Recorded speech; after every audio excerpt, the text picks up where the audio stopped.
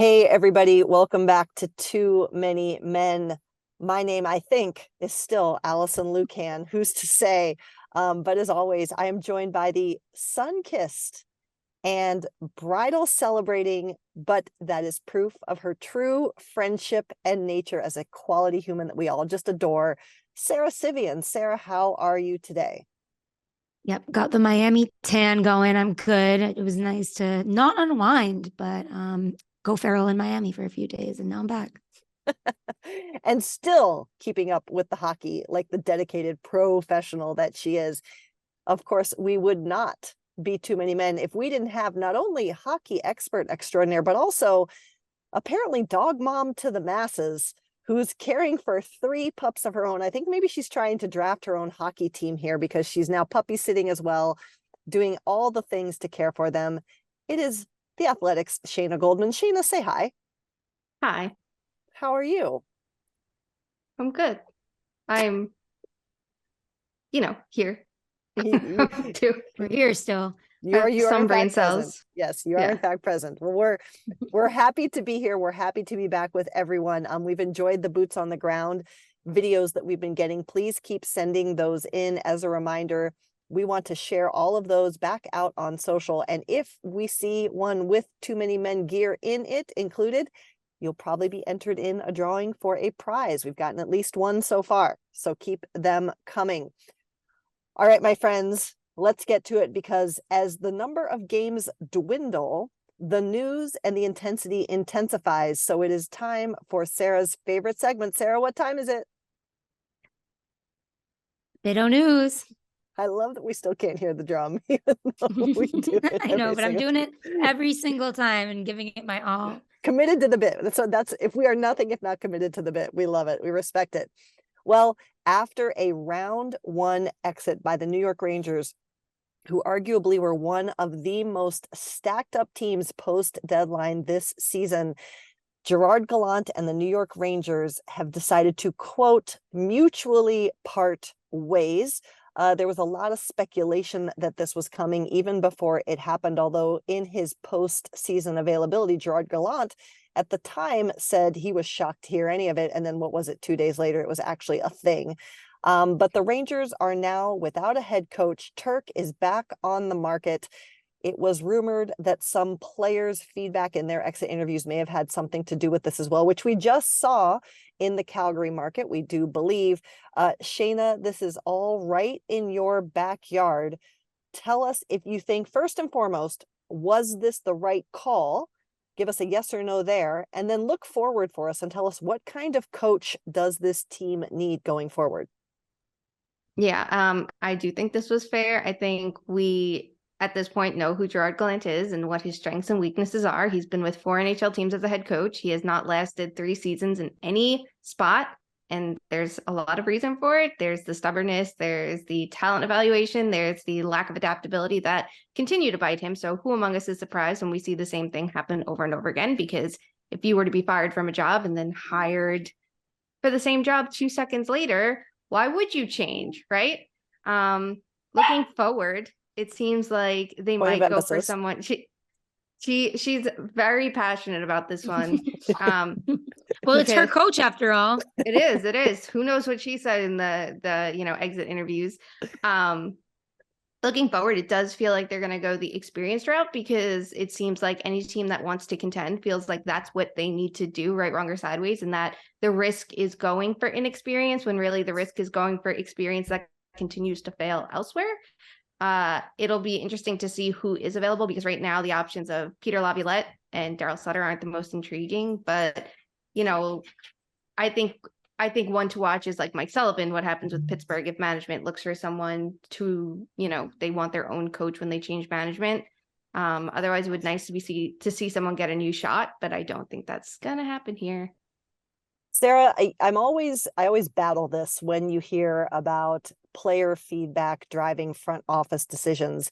And depending on the situation, my opinion changes.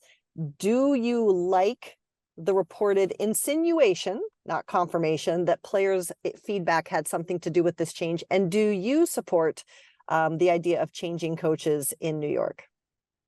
Yeah, I mean, think of it like any work. I mean, on one hand, I don't know. I like to think about it as a workplace where the players are the ones that are kind of out there giving it their all. And it reminds me of Bruce Cassidy in Boston, I guess, right? Where some of the younger players didn't maybe agree with his coaching style, a little stubborn, just like Turk. And oh my God, the Vegas carousel, here we go. But anyway, I just think, yes, it's kind of, oh, this generation's getting soft or whatever, but it's also, okay, let's work with it and figure it out. And I don't know, and go, I think everybody knew what they were getting with this guy. And sometimes it's just not conducive to the new way that hockey is being played, especially with how we slot talent, like Shayna said. And I think you don't sit people to prove a point anymore. It just does not work. We're seeing again and again, over and over, that breaking news, putting people in a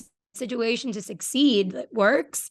So if people have complaints about that, I'm all for it. And I think the best workplaces have that vibe where you can actually be honest and your feedback gets heard. So can we also sorry, but let's not pretend too that like coaches don't have a shelf life. For the people who are upset that the players' voices are heard and the team actually makes a change, we know that in this league, it happens. Voices get stale in the room. You could look at Paul Maurice right now and say, exceptionally short. I mean, exception, but it's such a pattern. This is someone who it feels like, because he doesn't know how to change, right? It's the same situation every time. You can walk away from coaching for a minute and adapt and change, or maybe you recognize it, but it's kind of funny too. Like, this is someone whose voice gets stale so quick every time. But look at Paul Maurice with Florida. You can make the argument that maybe his voice was stale there for way too long, and now he's in a better situation.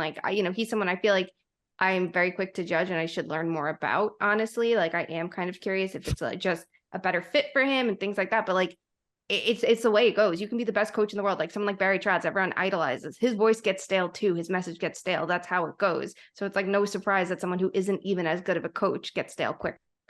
It's the human element too. It's just there is a human element to this stuff that I think we overlook so many times, that yes, he was only there for a very short time, but whatever was said and with the expectations that they had, it does make a little sense to me, I guess. Well, here's my hot take. You ready for this? What if during the conversation with the front office, after his Vegas experience, he was in fact mutually agreeing to part ways. And he was like, peace. I'm not going to be on the hook for a whole nother season waiting for this to finally happen. It's so similar to remember with Florida, he said it after he got hired by Vegas, he thought he was going to get fired, so he completely checked out. I could also see, and this is again me speculating based on what I have learned about him from the last few years and different experiences, he could have been so furious that he had to answer those questions. And he did seem like he was, because he says his record and that's it. He could have said, you put me in this fucking position to answer questions. And management could have been like, guess what? There's a reason for it. And you almost got fired earlier this season. And you lucked out the fact that there wasn't a better coach available than you. It's not surprising he's someone that butts heads with It's why he left Florida. It's why he left Vegas. No, but I'm not saying I'm not saying he butt heads. I'm saying he did not want to put up with another season of being strung along when he thinks this is inevitable again. Yeah, he could have been too pissed. You put me in this position. Fuck you. I want out too. Yes. So that's my hot take. I think that's a good take. Yeah. You know what? I didn't really consider it from his end, but yeah, I think he's been jumbled around so much and this team changed so much while he was the coach. And I think they did kind of throw him under the bus a little bit. So we will see. Really so though. I'm sorry. We will see if Gerard Gallant ends up with another job. There were reports before this job that he might have gone to Columbus. We'll see if that interest is still there, and we'll see who New York hires. But that will be bit-o news for another day, because they demand attention, Sarah. Shayna, what time is it? How does it affect the Leafs? Folks, a little over a week ago, Maple Leafs fans gleefully celebrated the elimination of the Boston Bruins. And as they celebrated literally in the streets, chanted and held up signs saying, "We want Florida," presuming that the Florida Panthers, who came back to win round one over the President's Cup Boston Bruins, would be the easiest opponent to advance into the conference final. And yet, here we are, 3 games later. Toronto has yet to record a single win in this series. Florida is going into game 4 with the opportunity to not only clinch a round 2 victory, but to do it in a sweep. There have been a lot of significant developments in this series since we last talked. Rookie Matthew Nyes has been injured. We believe he is concussed. He has been out of play for Toronto. Florida has been exceptional, backstopped by Sergei Bobrovsky. Meanwhile, in the other net, Toronto loses Samsonov to a very awful looking injury in game 3. And then in game 3 in Florida, in front of the fans, where Toronto media was bitching because Florida involved a very common practice of a home rink to only geo-block and sell tickets to their hometown fans first. Reinhart gets the overtime game-winning goal. Sara, you saw Florida in person. What is impressing you about Florida, and are they earning this? Or are they lucking into the opportunity to advance with one more win? Oh, at this point, there's luck involved, but that was kind of in the first round. I think it's not luck at all. There's so many game breakers on this team that I guess I didn't expect. Bobrovsky's playing well. He played great in game 3.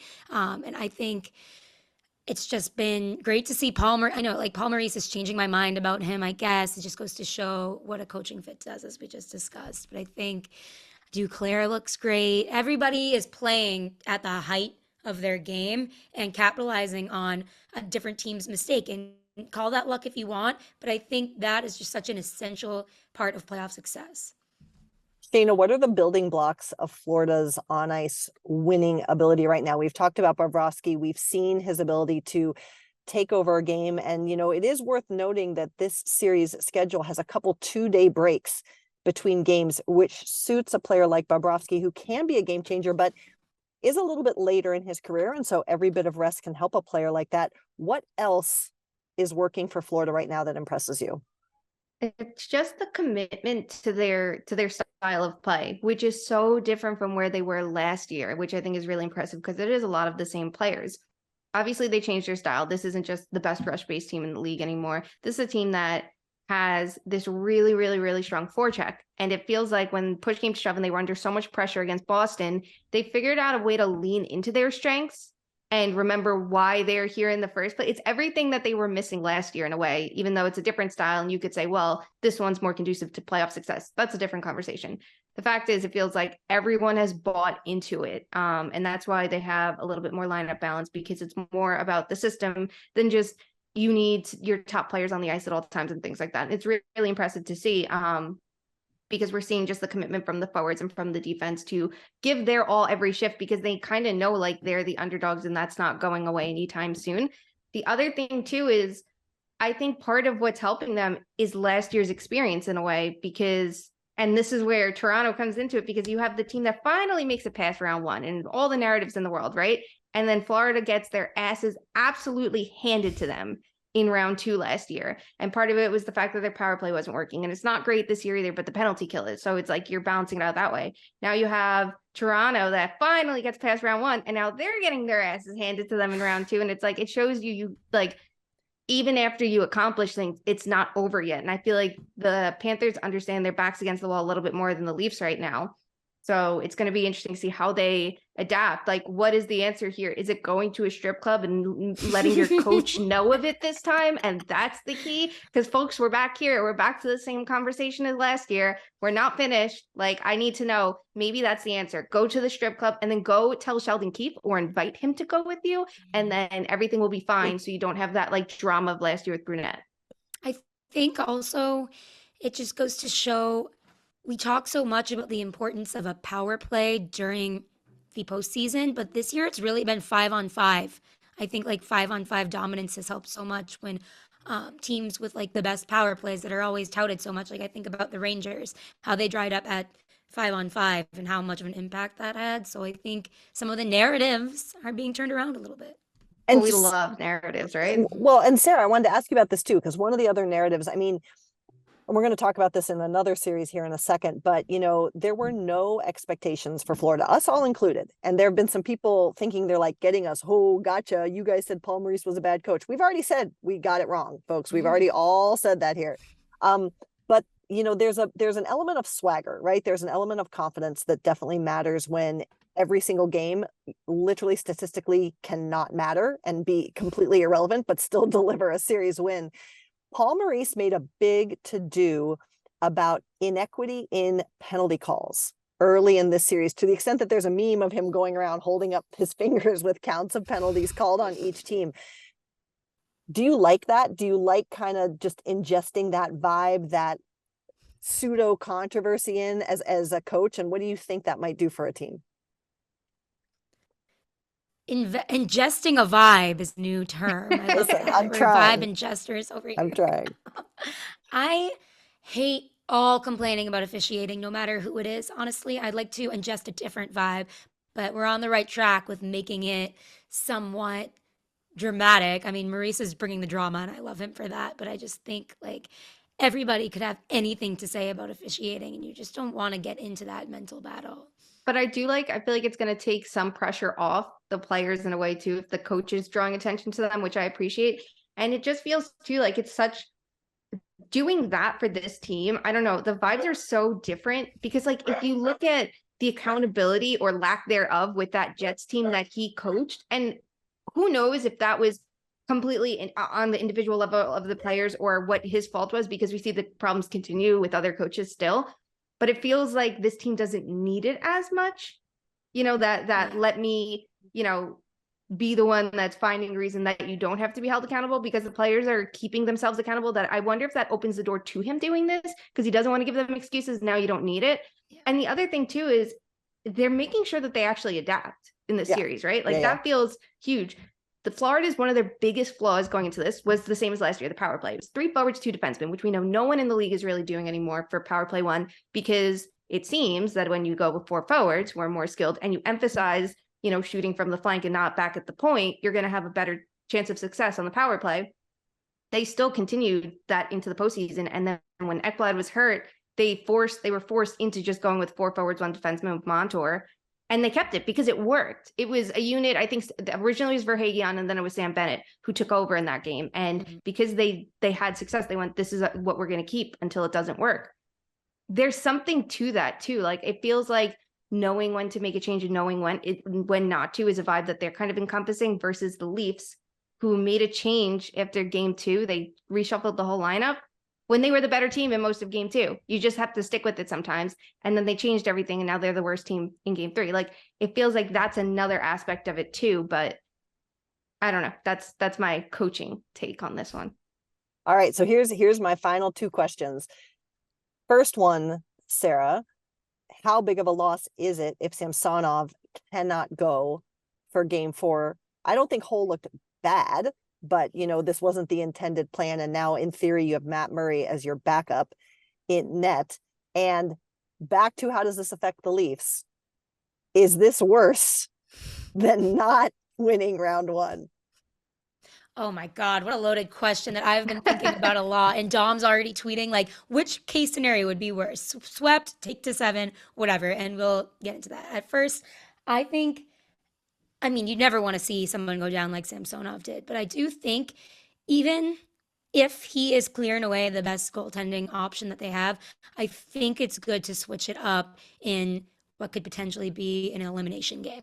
I think, obviously the Bruins, that didn't work out for them, but I do think you might as well just try if he hasn't been able to be up to task, right? So why not try it? And not that you have an option, but especially because you don't. The pressure's off, I guess.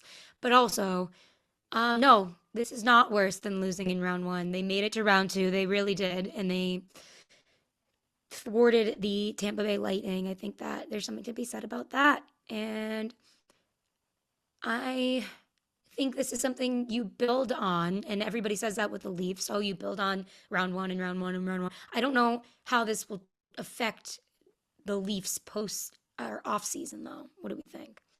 Yeah, that's the loaded one. We'll wait to break that down once we see how this series falls out. Shayna, do you agree that this is not as bad as a round one out? Yeah, absolutely. Like, because we can look at the Panthers last year. There's something to getting that off your back, finally getting past round one. There's something to that accomplishment. I don't know how much it's like, well, they made it that far and they finally did it, that they could like exhale a little bit too much.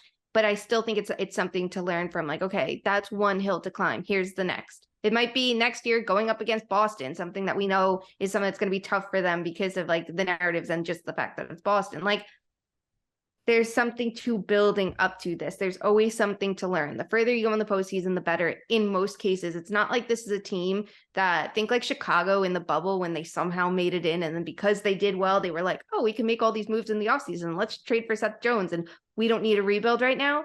Like, this isn't that. You know, it's a totally different situation. So it's not like this is giving them this false sense of hope that everything's okay. It's, you made it past this. Now learn from it and go further. And it puts even more pressure on next year. So now it's going to be managing, building on this and that pressure, considering everyone's contract situations next year. Well, we will wait to see who may be around to answer that question next season. And maybe next week we will know the answer to the question of whether or not Toronto will leaf the playoffs in this round. Nothing from anyone. I had a dollop of seltzer in my mouth. Like, I could not react. Okay. But I was like, here we go. I was left speechless. All right. Well, let's stick in the East for our other series going on there. Carolina had built up a 2-game win advantage over the New Jersey Devils, and it looked like the Devils were not going to be able to hold it together until play returned to their home ice. And on Sunday, they deliver an 8-4 smackdown of the Carolina Hurricanes. In the world of how does this affect Rod Brind'Amour, he was not happy after that game 3. This is an interesting series as well because New Jersey's fortunes seem to turn after in games 1 and 2, they pulled Schmid from the net and finally made a change there. Then the Hughes brothers decide to go off. I don't understand why we keep talking about Jack losing a tooth, because players lose teeth all the time, but apparently that's a thing. And power plays, to your point, Sarah, being also actually ineffective with 4 shorthanded goals being scored as compared to 1 power play goal in game 3. Sarah, we always go to you first because you do have that history of understanding this Carolina team and this coach and how he steers them through sometimes surprise adversity. What are you making of this series so far? And is New Jersey back on a heater like they did in round 1 to come back and win that round? Or is this just a little bit of a gasp of energy before Carolina reasserts itself? Yeah, this is interesting now. Imagine if they do the same exact thing that they did in round 1 with the Rangers, where they just came back. I don't know. I think that's interesting. But I love that Luke Hughes is here now. I think that was a good call to get him in there. I think he's going to be a great player. Jack Hughes, they need to make, hello, Devil social media. You need to make a little edit that says, he looks up grinning like a devil, from Cruel Summer, Taylor Swift, and he has his tooth out. I think they're making a big deal of it because it's his first tooth he's ever lost while playing. I don't know. Sarah, that's genius. It's so good. That being said, oh my God, I was watching a little bit of yesterday's game. I had like stuff come up, but I was trying, but it was insane. You just never knew what was going to happen. And then the Hurricanes got 2 back real quick. Everybody's fighting. Aho and Hughes are fighting. That was just psycho. So now we have ourselves a series. I don't think that the Hurricanes are out of the woods. I think that I tried hard not to make another Taylor Swift reference. But you have to do it. You have to do it. Now the Hurricanes just need to shake it off. Hey, the loss, right? Together. Let's go. Yeah, there was a goalie change. The Hurricanes don't usually do goalie changes. So now I'm wondering, is Kochetkov going to be the guy going forward? Is it going to be Anderson? Is it going to be Ranta? Literally, who knows? There's 3 have entered the chat now. So it is interesting. Yeah, this has been the postseason of goalie changes, more so than I think we've ever seen. Shayna, that game 3, aberration or prediction of things to come? Yeah, right. Is this a redo of round 1 where they go down and get the shit kicked out of them for 2 games. And then because like if the Devils are losing games, they're not losing them in close games. They're blowouts. It's so strange. And then that's what they rebound from. Do they have the Canes right where they want them? I would say probably not, because the Canes are a better team than the Rangers and a lot more adaptable than them. But it's interesting too, because like even with the Canes, we don't have clarity on who's going to be in goal. We don't with the Devils either, because Vanacek wasn't that perfect. You know, I think the one thing we know, it's not going to be Blackwood, rightfully so. It's going to be Schmid or, you know, Vanacek. And we look at a team, the reason they put Schmid in the first place, one of them was that he's really good with tips and deflections. And that's something like this Hurricanes team, that's how they score a lot of goals. Like, so there's so many questions for the Devils too. And knowing when to change and when not to change has been the biggest question mark this entire postseason with goalies. So it's a weird one there. The power play situation is so odd. It's 2 teams that can somehow neutralize each other because they have better penalty kills. But the 5-on-5 play is where I really want a close game. Like I'm begging for a close game because I want to know how stylistically this is going to go the rest of the series, instead of it being the Canes are playing to their strengths for 2 games and here the Devils all of a sudden finally could play their rush game. Like I hope this starts to stabilize so we can actually like learn something from the series, not who's going to have a good day and who's going to have a bad day. But like the Devils, what hurts them now is they are without Ryan Graves. He got hurt after the hit from Fast in game 2. And now it's like you have Luke Hughes, but you know, with the good comes the bad. He had a mistake that led to that, the shorthanded penalty kill shot, penalty shot. It's never a good day for the other team when Jordan Martinook is crushing it on the penalty kill shot. Yeah. Why are we calling it that? The penalty kill shot. There's 2 because it's like that counted as a shorthanded goal, and I'm like laughing, like yes. I get why, but I'm like, okay. But no, you're seeing like the wrinkles in his games too. It's inexperience, it's pressure. And if anyone can put up the pressure, it's the Canes. So, you know, like I really don't know how this series is going to go, because I don't feel like we're learning enough in games 1, 2, and 3. We're just seeing like absolute shit hit the fan each game. Like the Devils were a horrible matchup for the Canes all season. That didn't matter in games 1 and 2. So who adjusts, who does better? Because like that, who adjusted was decided who won round 1, like for the Devils and the Rangers. So like, what are we getting now? There was also the last change issue where I think Stahl couldn't contain Hughes, and he finally went off in game 3. Like he had a rough game 1 and 2 because Stahl had been containing him so well. So yeah, it really does matter for these teams that have these like stars that they depend on. So I like that shutdown matchup for Stahl too, because like round 1 he went up against Barzal, who's just very happy being one of the best in transition, one of the best playmakers. And then that was Hughes. And then Hughes added the element of like actually shooting the puck to his game. And now it's like, okay, now here's a leveled up version of Barzal. You're getting Stahl. Enjoy this one in round 2 and see how you do. It's like a different task for him. Like, what's it going to be in round 3 if he makes it? Who could be that next level player? Oh my God, guys, imagine if it's Panthers, Hurricanes, and it's all the Stahl brothers. Okay. Which, okay, here's my thing. Like, I am an only child, admitting this, but like watching all the, oh my gosh, I raised my hand and Zoom detected that I raised my hand with this is creepy. AI is oh my God. Oh, things are happening. Try this. I don't even know.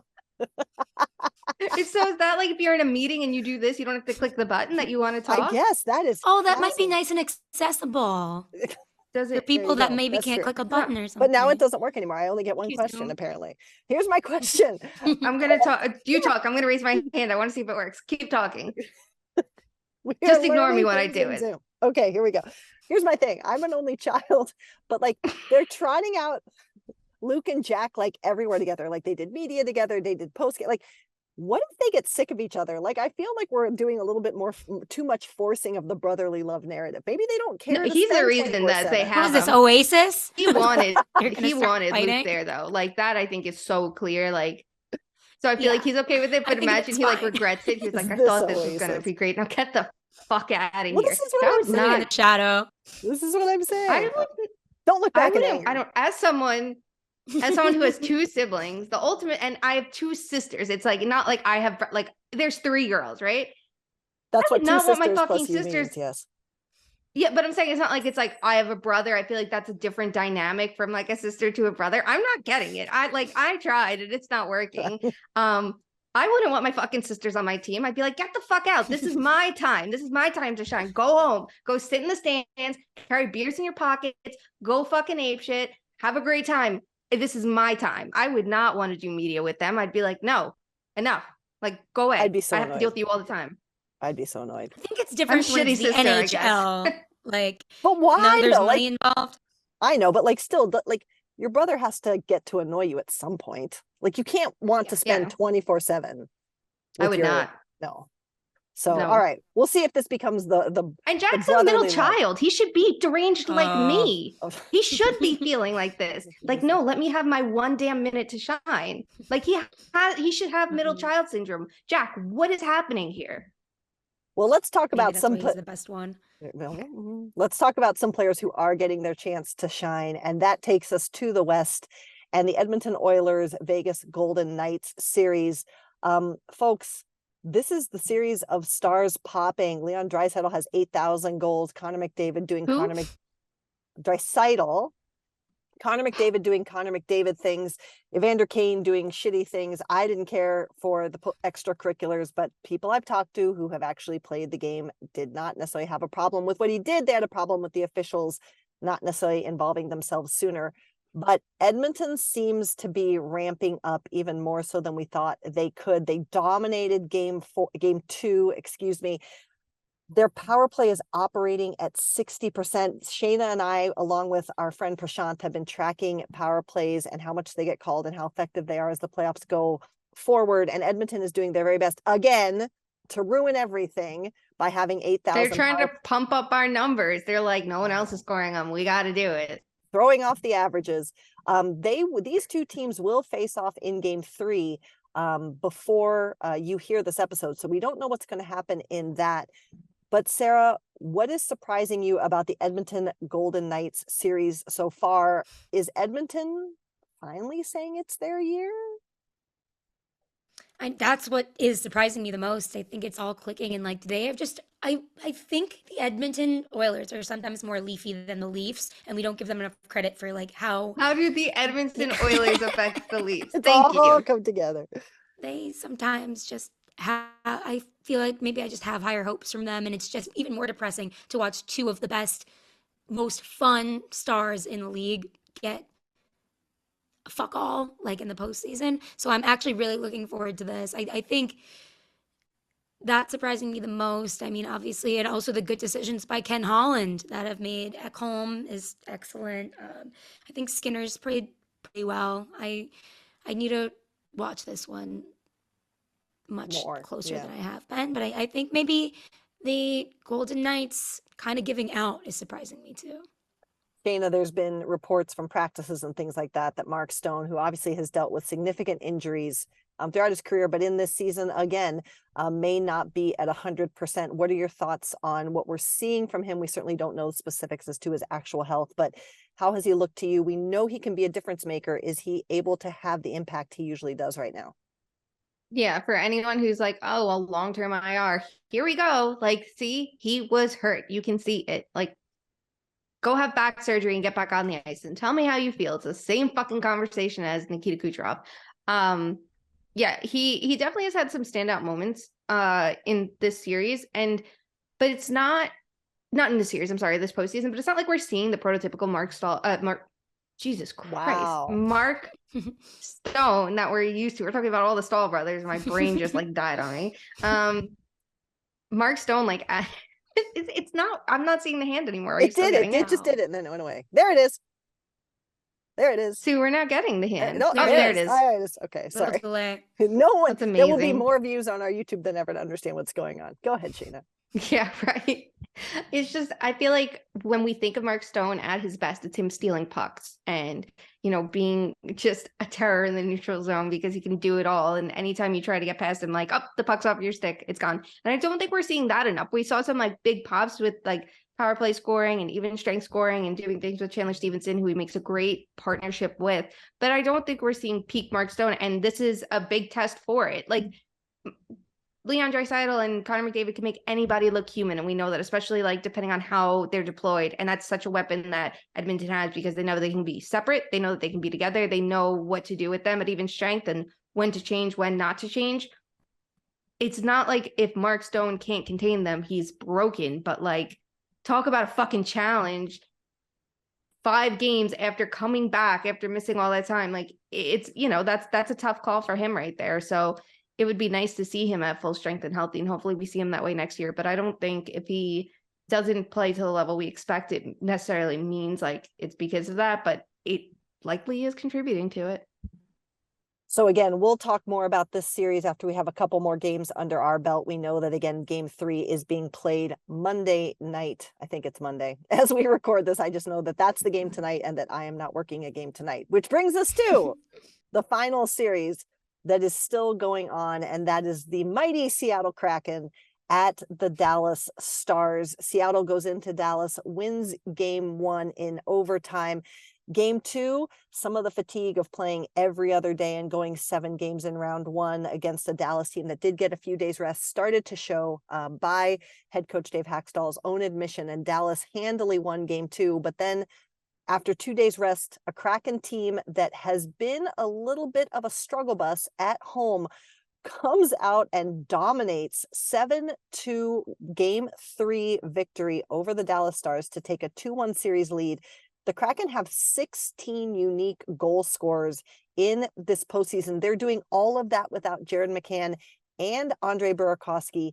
That 5-goal second period, it's worth noting, comes on the heels of Heiskanen leaving after taking a puck to the face and not returning to the game. As of we record, we don't know his status for the upcoming game. Jake Ottinger chased from the net, people. Sarah, what's entertaining you about this series so far? Yeah, Jake Ottinger is not Jake Ottingering right now, but the thing is that's one game, right? So let's see how he bounces back. But what is entertaining to me this series is being right about the Kraken and all of the different goal scorers. Like we said, it's like the same old story with the Kraken. They just keep getting it done in that way, and they're just exploding, and it's so fun to watch. So I would like to offer a point of clarification. There's all these people talking about how all of a sudden the Kraken figured out something blocker side on Jake Ottinger. I reported that first, even if you don't want to mention that. Please credit okay. Alison Lucan. That's okay. But no, here we are. Can't. We can't ever do that. Why ever have 1 ounce of courtesy in this fucking industry? Here we are.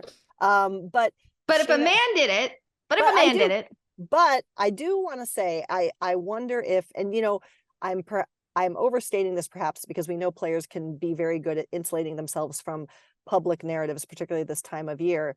But if people are talking about finding a weakness in a goaltender's game and the team or the player starts to respond to that, could this game have been a little bit in Jake Ottinger's head? Or do you think this was just an off night for a player, which can literally happen to even the best players in this league? It literally could be either way, right? Like, how do you not, if you're a goalie too, how do you not let, I mean, look, we know that goalies have like the strongest mindsets of anybody, right? Like they have to be so focused in, but how do you not let things get in your head too? Like, especially it's the playoffs. This is new for him. It's round 2. It's a series I think everyone expected them to win. That's more pressure on them and more pressure on him. Like, and now it's not just you had to study someone, like you're playing the Oilers. You know you're probably going to get beat by Connor McDavid and Leon Draisaitl. These are their tendencies. You can't do that with Seattle. Maybe you would with Jared McCann, but you can't do that when they have contributions from everybody. I think that's an even bigger test because it's not that they would be off on a certain shift, but it's a little bit different when you're studying the ice for some of the best goal scorers in the league versus, everybody could be a little bit more dangerous. I just think it's like a tougher way to think of it, but it could have just been an off night. It hasn't been a perfect postseason for him, though. That is true. It's a weird year for goalies, like you said earlier. The Stars have struggled in not second periods, but just like to put together a full 60 all season anyway. So I think that kind of like lack of flow to the game gets to them. And I think you just go back to the first game where Pavelski scored 4 and they didn't win. And that really is so deflating in the playoffs.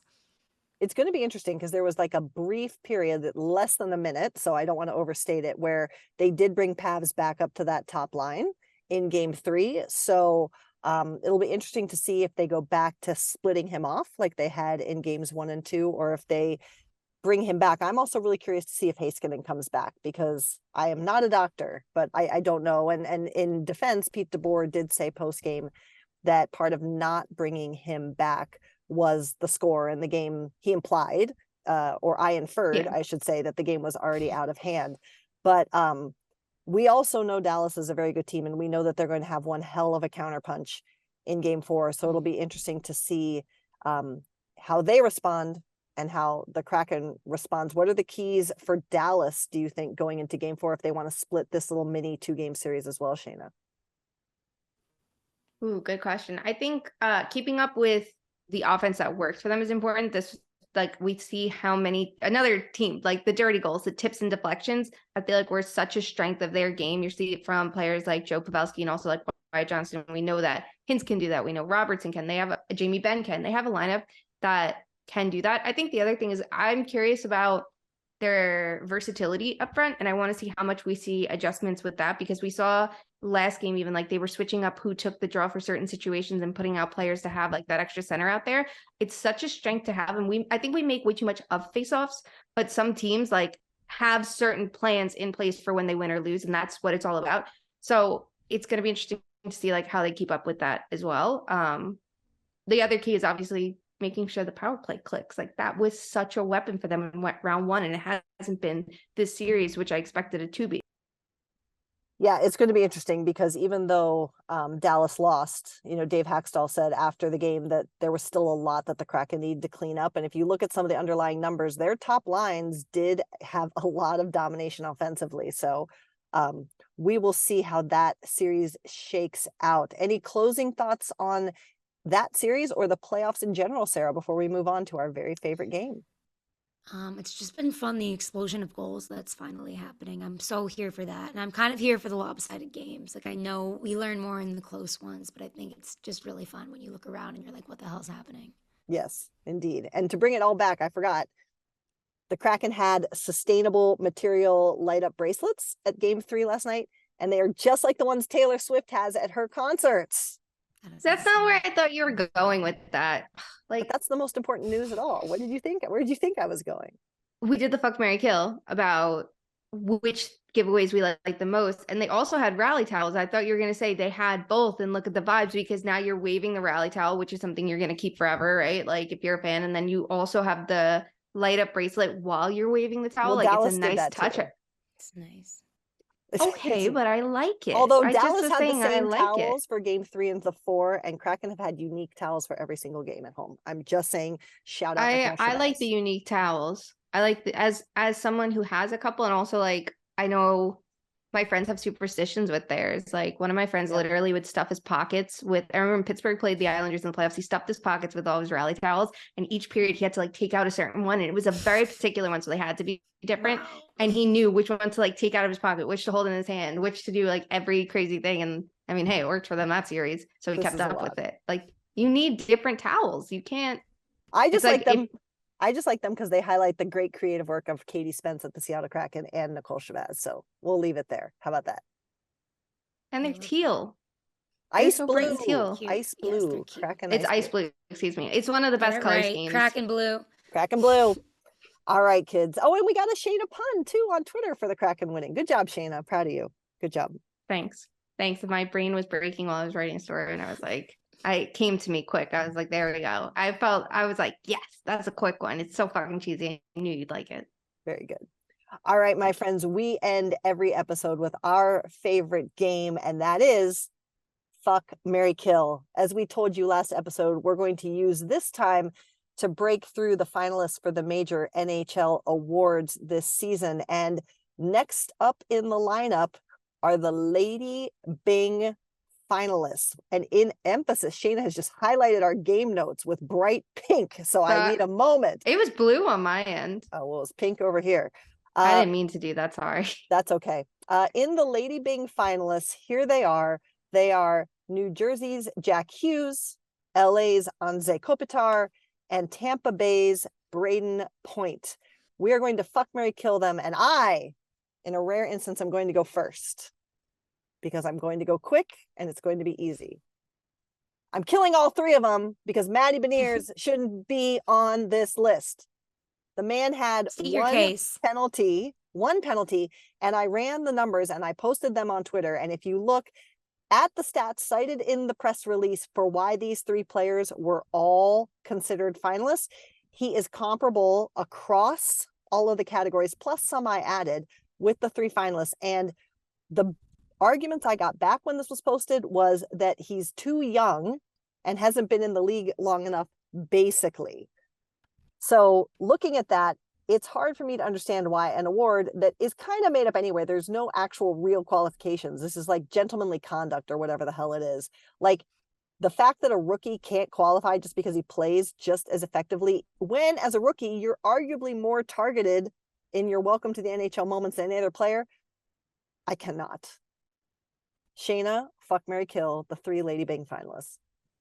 Okay. I'm going to marry Braden Point because I actually had him on my ballot because I think that there is something to being a top offensive forward who goes up against top defensemen, and to maintain discipline. He draws a ton of penalties. He doesn't take many. He plays the game well, yada, yada, yada. Sure. That's why he was on my ballot. But he wasn't number 1. Not even yours was. Oh. I'm going, yeah, amazing, right? I'm going to fuck Kopitar. Kopitar was, again, not on my ballot. But I get the line of thinking because on the flip side of being a top forward that goes up against top defenders, a shutdown forward is super impressive to not take penalties, right? Because when you're defending, you have a higher probability of taking a penalty. That's how it works in this league. And if you're taking on top forwards, there's a better chance of that. I personally had Nico Hischier, who I thought did a better job of that than Kopitar, and didn't have as much support to go up against top competition as Kopitar did with Danault. I will kill Jack Hughes. Yes, I understand. He had very few penalty minutes, and all of that is great and wonderful. But Matty Beniers should be on here, so I simply cannot support this at all. You know, I have no issues with how he plays the game. I don't like this award. I think it's dumb because like there's no definition and nobody understands it. But I just have to put my foot down and say it should be Matty Beniers. But since we don't have him, I'll go with my number 2 pick of Point. Sarah, what say you? I think the players should vote on this, right? Ooh. Because I think that's a good idea. They You've would know said this who plays before, the though. game well. You've said this Yeah. before. First of all, it would make them actually care about the trophy a little bit more. Second of all, it would give a more accurate representation who really does. Like, you hear hot mics sometimes and what people are saying. I think chirps have to be a part of gentlemanly conduct, right? Like, For if sure. you do a good chirp without crossing the line way too much, I don't know. That being said, yeah, I'm going to marry Jack Hughes. I think he's the best for what he does in the game, the penalties he pulls, and how much he's improved his game with still keeping it clean. I'm going to marry him in this situation. I'm going to kill Point because I didn't have him on my ballot. I am going to fuck Kopitar. I had him on my ballot, and I think he had such a great season that we just forget about him sometimes because he's been in the game so long, but now he's had such an important reason for the resurgence of the Kings, and he's been there through it all. So I don't know. I don't know. I try to understand this trophy, and it ends up being like who had the fewest penalties, but Yep. it's up for debate. Very fair. Fake award, but nonetheless, still Matty Beniers. Anyway, stepping off my soapbox. That'll do it for us this episode, my friends. It's that crazy, wonderful, delirious time of year when the games don't make sense, but they are fun as hell, hopefully.